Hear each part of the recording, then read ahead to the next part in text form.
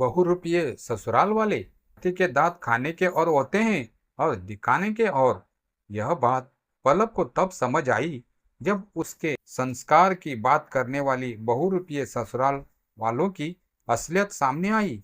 Mutton का packet kitchen platform पर रखते हुए घर का नौकर संजू बोला, बीबी जी, दादा साहब ने यह 2 किलोग्राम मटन भिजवाया है। उन्होंने कहा है कि आज दोपहर के खाने में मटन बिरयानी और मटन कबाब बनाना है।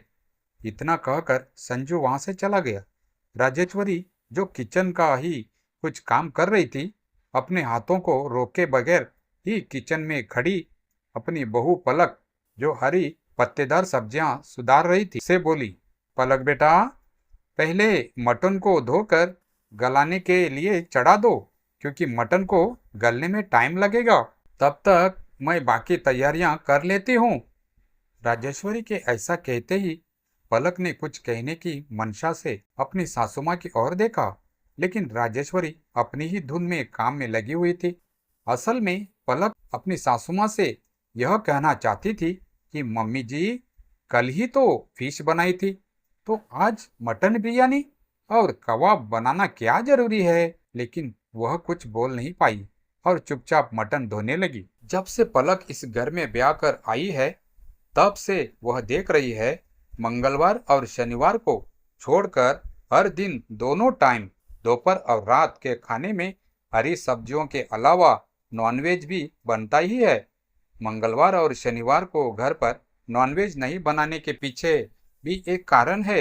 इस घर के मुखिया यानी राजेश्वरी के ससुर जी, पलक के दादा ससुर, इन दोनों दिनों में केवल सात्विक भोजन ही करते हैं और राजेश्वरी को घर पर नॉनवेज नहीं बनाने की सख्त हिदायत है। घर पर नॉनवेज अवश्य इन दोनों दिनों में नहीं बनता, लेकिन राजेश्वरी के पति और बेटे मतलब पलक के ससुर और पति दोनों ही घर के बाहर नॉनवेज खा ही लेते हैं। बाहर खाने में कोई रोक टोक नहीं है, केवल मंगलवार और शनिवार को घर के किचन में सात्विक भोजन ही बनता है। पलक का ब्याह 4 महीने पहले शहर के जाने माने राजनीतिक व रसूखदार परिवार में हुआ है। उसके दादा ससुर ठाकुर भानु प्रताप सिंह पूर्व विधायक रह चुके हैं। ससुर ठाकुर अभय प्रताप सिंह वर्तमान में सांसद है और पलक के पति ठाकुर अनुराग सिंह राजनीति में अपने पैर जमा रहे हैं, या योग कह सकते हैं कि उन्हें विरासत में जमा जमाया राजपाट मिल ही गया है। कुछ मिलाकर पूरा का पूरा परिवार जन सेवा, राष्ट्रीय सेवा में तल्लीन है। पलक भी कोई छोटे मोटे परिवार से ताल्लुक नहीं रखती है, वह भी शहर के प्रतिष्ठित परिवार से है। उसके पिता शहर के सम्मानित, प्रतिष्ठित व शहर के बहुत बड़े जाने माने उद्योगपति है। शहर में दोनों ही परिवारों का डंगा बजता है। हाथी के दांत खाने के और होते हैं और दिखाने के और। यह कहावत ऐसे ही प्रसिद्ध नहीं है। अक्सर यह देखा गया है कि हमारे आसपास और इस दुनिया में ऐसे अनगिनत लोग हैं जिन्हें समझ पाना आसान नहीं है। इस तरह के लोग जैसा दिखते हैं वैसा होते नहीं है। ये लोग कहते कुछ है और करते कुछ, उनका वास्तविक रूप कुछ और होता है। वे दुनिया के समक्ष खुद को कुछ और ही रूप में प्रस्तुत करते हैं। हम उन्हें बहुरूपीय की संज्ञा भी दे सकते हैं, जो अक्सर समय के साथ अपना रूप व स्वभाव बदलते ही रहते हैं, या फिर गिरगिट भी कह सकते हैं। साधु बनकर संस्कार, संस्कृति और संयम का पाठ पढ़ाने वाले ये बहुरूपीय असल जिंदगी में चांडाल होते हैं। यही हाल पलक के ससुराल वालों का भी है। उनका राजनीतिक चेहरा कुछ और ही है और वास्तविकता कुछ और। ठाकुर परिवार की पूरी राजनीति धर्म की रक्षा, नारी सुरक्षा और उसकी आजादी पर ही टिकी हुई है। पलक जब इस घर में ब्याह कर आई तो वह इस बात से बेखबर थी कि उसका ससुराल जिन मुद्दों को लेकर आवाज उठाता है, प्रेस कॉन्फ्रेंस करता है, असल में उन्हें उन मुद्दों से कोई लेना देना है ही नहीं। वह तो बस एक राजनीतिक एजेंडा है जिसके जरिए ये सब बस अपना स्वार्थ साधते हैं। अपनी रोटियां सेकने के लिए ही यह सारा प्रपंच करते हैं और भोली वाली जनता उन्हें अपना और अपने धर्म का रक्षक समझकर सिर आंखों पर बिठाए रखती है। पलक जब ब्याह कर आई तो उसकी पलकों में अनगिनत सपने थे जिन्हें वह साकार रूप देना चाहती थी। शादी से पहले पलक एक समाज सेवी संस्था से जुड़ी हुई थी जिसके जरिए वह गरीब, लाचार व घर परिवार से प्रताड़ित महिलाओं की मदद किया करती थी, उन्हें जीने की नई राह दिखाती थी। पलक को इस बात का अंदेशा ही नहीं था कि शादी के बाद उसके जीवन में इतना बड़ा बदलाव आ जाएगा। दूसरों के इंसाफ व अधिकार के लिए लड़ने वाली हो, खुद अपने अधिकार व स्वतंत्रता के लिए भी एक दिन लड़ना पड़ेगा। पलक इस खुशफहमी में थी कि वह ऐसे परिवार में ब्याह कर जा रही है जहां नारी सुरक्षा और नारी स्वतंत्रता जैसे मुद्दों को गंभीरता से लिया जाता है, उस पर आवाज उठाई जाती है और आंदोलन भी किए जाते हैं। लेकिन पलक की यह खुशफहमी कुछ ही दिनों में काफूर हो गई जब उसके पति अनुराग ने उससे कहा, पलक, अब तुम्हें किसी संस्था के लिए काम करने की जरूरत नहीं है। हमारे घर की बहुएं काम नहीं करती। अनुराग का सख्त लहजे में इस तरह कहना पलक को बिल्कुल भी अच्छा नहीं लगा। उसने पलटकर जवाब देते हुए अनुराग से कहा, मैं उस संस्था के लिए काम नहीं करती, अपनी सेवाएं मुफ्त देती हूँ। बदले में संस्था से कोई पैसा नहीं लेती। मैं स्वेच्छा से यह सब करती हूँ। मैं उन महिलाओं की सहायता करती हूँ जो लाचार, असहाय और अपने परिवार से सताई व ठुकराई गई है। यह सब तो आपके पार्टी एजेंडा में भी है। फिर मैं करती हूँ तो इसमें परेशानी क्या है? तुम अपनी छोटी सी संस्था की तुलना हमारी पार्टी से न ही करो तो अच्छा है। एक और बात अच्छी तरह समझ लो, हमारे घर की बहू बेटियां घर से बाहर नहीं निकलती है। अनुराग का यह खुद के पुरुष होने का अहंकार था जो वह पलक के समक्ष दहाड़ रहा था। लेकिन पलक कहाँ डरने वाली थी।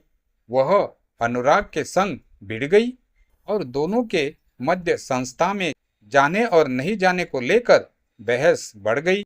जब पलक के तर्कों पर अनुराग खुद को अक्षम पाने लगा तो उसने पलक पर हाथ उठा दिया और वहां से चला गया।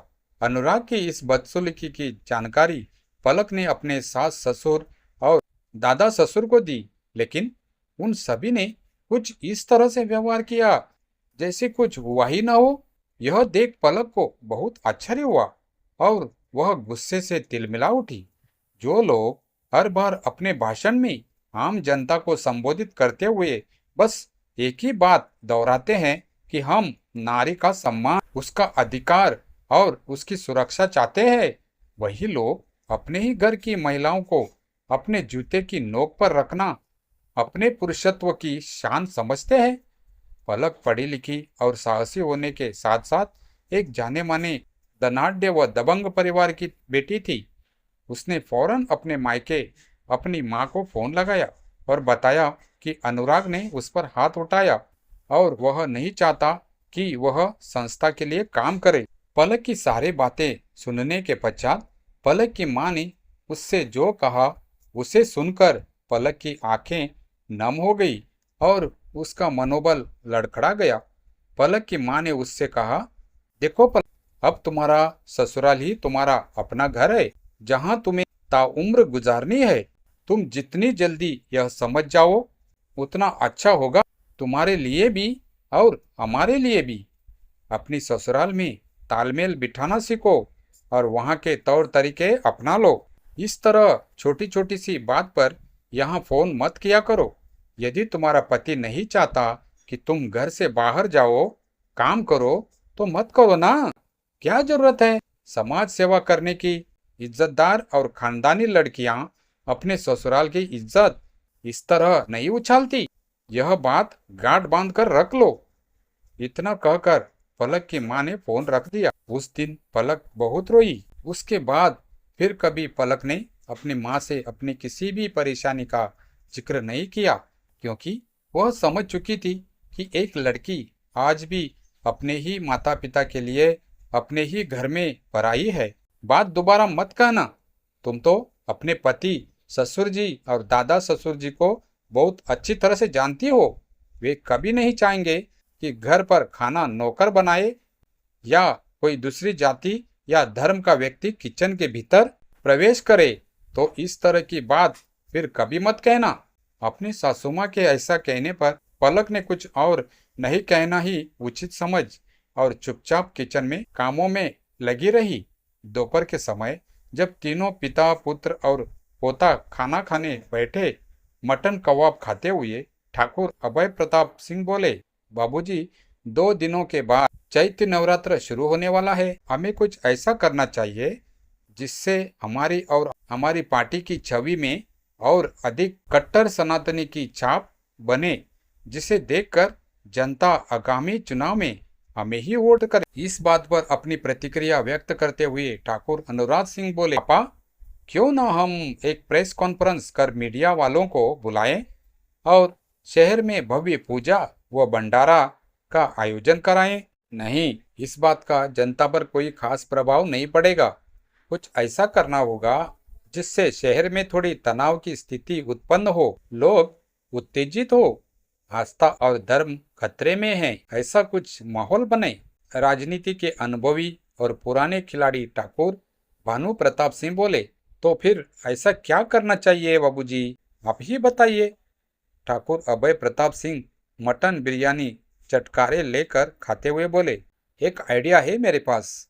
इस चैत्र नवरात्र में क्यों न हम यह मांग रखें कि पूरे 9 दिनों तक हमारे शहर में मटन और चिकन की सारी दुकानें बंद कर दी जाएं, क्योंकि इस समय सभी सनातनी धर्म के श्रद्धालु माता की उपासना व आराधना करते हैं। ऐसे में मटन व चिकन की खुलेआम बिक्री सनातन धर्म की आस्था को ठेस पहुंचाने का काम करती है। चेहरे पर कुटिल भाव लाते हुए ठाकुर भानु प्रताप सिंह बोले। इस बात पर ठाकुर अभय प्रताप सिंह बोले, अरे वाह बाबूजी, आपने क्या बेहतरीन तरकीब निकाली है। इस खबर को तो हर मीडिया, हर अखबार, हर चैनल हाथों हाथ लेगा, बड़ी ही प्रमुखता के साथ दिखाएगा। हमारी पार्टी वैसे भी सनातनी धर्म की पक्षधर कहलाती है। इस विरोध के पश्चात तो और अधिक लोकप्रियता बढ़ जाएगी। कल से ही इस नवरात्र पर मटन चिकन की बिक्री पर विरोध का मोर्चा खोल देते हैं। अपने पिता के ऐसा कहते ही अनुराग बोला, इसका मतलब पूरे 9 दिनों तक हमें मटन चिकन खाने को ही नहीं मिलेगा। अनुराग की इस बात पर ठाकुर भानु प्रताप सिंह और ठाकुर अभय प्रताप सिंह जोर से ठहाका लगाकर हंसने लगे। फिर अनुराग के पिता अभय प्रताप सिंह बोले, अरे बुड़बक, कहीं का हमें खाना नहीं छोड़ना है, हमें केवल दुकान बंद करना है। तीनों पिता पुत्र और पोते की सारी बातें खाना परोस रही पलक और उसकी सासू माँ राजेश्वरी सुन रही थी। राजेश्वरी पर तो इन तीनों की बातों का कोई असर नहीं हुआ, लेकिन पलक का मन विचलित हो गया। वह सोचने लगी कि कुछ वोट पाने और सत्ता में बने रहने के लिए कुछ नेता किस तरह षड्यंत्र रचते हैं और उसमें जनता फंस जाती है। 9 दिनों तक यदि कोई दुकानदार अपनी दुकान बंद रखेगा तो उसकी रोजी रोटी और घर कैसे चलेगा। पलक इसका विरोध करना चाहती थी, लेकिन वह यह भी जानती थी कि इस तरह का विरोध और बहस अंतहीन है। वह शांत रही। 9 दिनों तक नवरात्र पर मटन मार्केट बंद रखा जाए, इस पर खूब मोर्चे निकाले गए, विज्ञप्ति सौंपी गई। इस क्रिया की प्रतिक्रिया हुई। नवरात्र के प्रारंभ दिन पर दोपहर के भोजन में पलक ने अपनी सासू माँ को जानकारी दिए बगैर ही बिना प्याज लहसुन के सात्विक भोजन बनाकर परोस दिया, जिसे देखते ही तीनों पिता पुत्र और पोता पलक पर भड़क उठे। अनुराग गुस्से में तमतमाते हुए बोला, इस तरह का बेस्वाद खाना बनाने को तुम्हें किसने कहा। पलक शांत भाव से बोली, किसी ने नहीं कहा, मैंने सोचा जब आप सभी पूरे शहर में मटन मार्केट बंद करने के लिए आह्वान कर रहे हैं तो आप लोग भी सादा सात्विक भोजन करना ही पसंद करेंगे।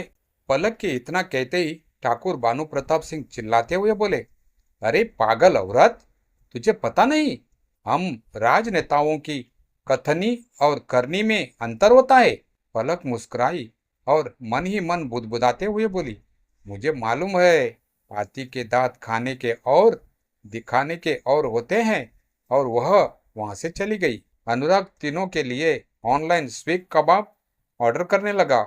यह पलक का पहला कदम था जो उसने अपने ससुराल वालों के विरोध में उठाया था। यह जंग अभी काफी लंबी चलनी थी, लेकिन इस पर पलक ने भी कमर कस ली।